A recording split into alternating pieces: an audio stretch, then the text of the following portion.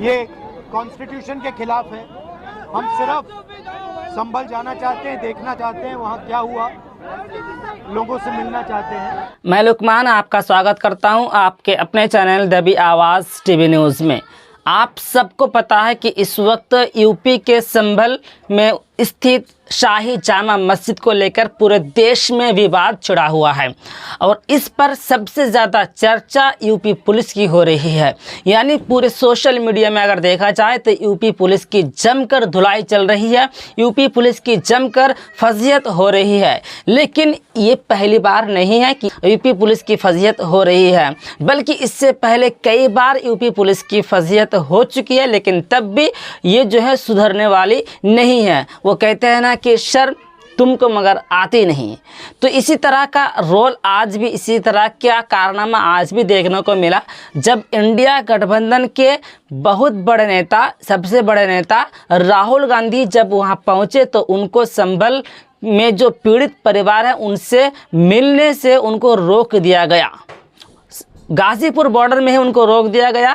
उन्होंने कहा, राहुल गांधी ने कहा कि अगर आप हमको अपने काफिला के साथ जाने नहीं दे सकते हैं तो मुझे अकेला जाने दीजिए ताकि मैं उनसे मिल कर आऊँ और रियलिटी जान कर आऊँ कि रियलिटी क्या है। सोशल मीडिया में कुछ और दिखाया जाता है, लेकिन सच्चाई क्या है वो ग्राउंड रिपोर्ट ही बता सकती है। लेकिन तब भी उनको जाने से रोक दिया गया और इस पर राहुल गांधी ने कहा, बिल्कुल कानून की किताब, संविधान की किताब उन्होंने हाथ में उठाया और कहा कि देखिए ये मेरा संवैधानिक अधिकार है कि मैं जाकर पीड़ित परिवार से मिलूं, लेकिन मुझे जाने नहीं दिया जा रहा, ये मेरा अधिकार है और मुझसे अपना अधिकार छीना जा रहा है। इस पर लोकसभा सांसद प्रियंका गांधी वाड्रा भी चुप नहीं रही। उन्होंने भी अपनी जुबान खोली और उन्होंने कहा कि ये यूपी पुलिस की नाकामी है। वो जो ये दावा करती है कि हमारा कानून व्यवस्था बहुत मजबूत है, ये साबित कर दिया कि नहीं, कानून व्यवस्था उनका बहुत कमज़ोर है। अगर वो इतनी भीड़ को नियंत्रण में नहीं ले सकती हैं तो ये साफ जाहिर करता है कि उनका कानून व्यवस्था कितना मजबूत है। साथ ही उन्होंने ये भी कहा कि राहुल गांधी कोई आम जनता नहीं है, बल्कि ये प्रतिपक्ष के नेता हैं, इनको आप रोक नहीं सकते हैं। लेकिन फिर भी उनको रोका गया। इसीलिए आज यूपी पुलिस की जमकर चर्चा हो रही है, उनकी फजीहत पूरे सोशल मीडिया में हो रही है। देखिए पूरा नज़ारा उस वक्त क्या था, सुनिए।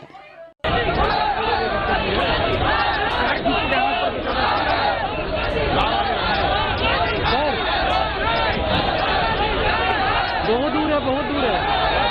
तो फिर एक काम करिए ना, मैं फ्रेम हटवा रहा हूँ, ठीक है, मैं जा रहा हूँ बस पे जा रहा हूँ, बस पे, ठीक है, जल्दी बस पे चलिएगा, बस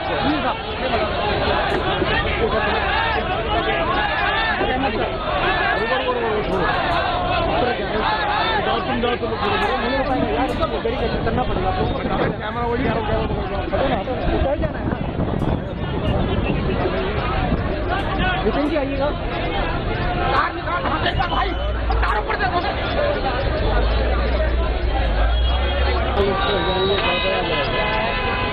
राहुल दिख रहे थे।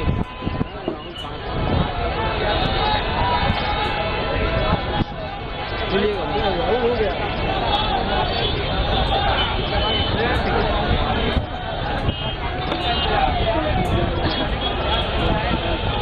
कौन मिल रहा है? आराम से आराम से आराम से आराम से आराम से।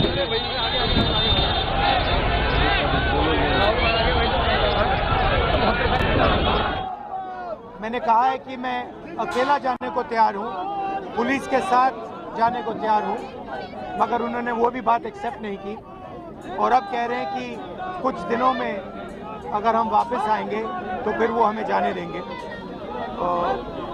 ये एक्चुअली जो एलओपी के अधिकार हैं उसके खिलाफ है, मुझे अलाउ करना चाहिए। कॉन्स्टिट्यूशन है ना, हम तुम्हारे साथ, ये कॉन्स्टिट्यूशन के खिलाफ है। हम सिर्फ संभल जाना चाहते हैं, देखना चाहते हैं वहाँ क्या हुआ, लोगों से मिलना चाहते हैं, मगर हमारा जो कॉन्स्टिट्यूशनल अधिकार है, मेरा जो कॉन्स्टिट्यूशनल अधिकार है उसको मुझे दिया नहीं जा रहा है। तो यही है, नया हिंदुस्तान है, कॉन्स्टिट्यूशन को ख़त्म करने का हिंदुस्तान है, अंबेडकर जी के कॉन्स्टिट्यूशन को ख़त्म करने का हिंदुस्तान है। अगर हम लड़ते रहेंगे। धन्यवाद।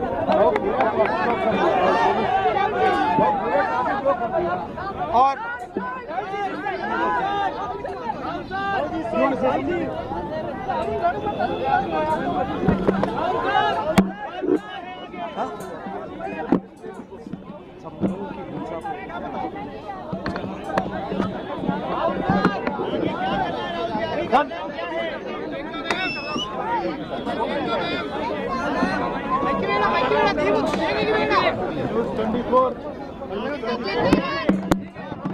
ये देखिए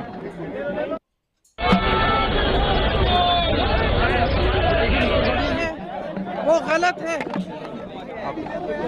राहुल जी नेता प्रतिपक्ष हैं, उनके संवैधानिक अधिकार होते हैं, वो बाकी लोगों से अलग होते हैं, उनको रोका नहीं जा सकता इस तरह से। उनका संवैधानिक पद है, संवैधानिक अधिकार है कि उनको अलाउ किया जाए कि वो पीड़ितों से मिलने जाएं। उन्होंने ये भी कहा कि मैं अकेला चले जाऊंगा, यूपी की पुलिस के साथ मैं अकेला चले जाऊंगा, मुझे अकेला ले जाइए। वो भी करने के लिए तैयार नहीं है। पुलिस वालों के पास कोई जवाब नहीं है। शायद उत्तर प्रदेश की स्थिति क्या ये है कि आप इतना भी नहीं संभाल सकते, तो फिर आप इतना गर्व से क्यों कहते हैं कि लॉ एंड ऑर्डर आपने संभाल रखा है यूपी में? तो नेता प्रतिपक्ष है, उनका संवैधानिक अधिकार है, उनको मिलना चाहिए, उनको इजाजत देनी चाहिए थी जाने की।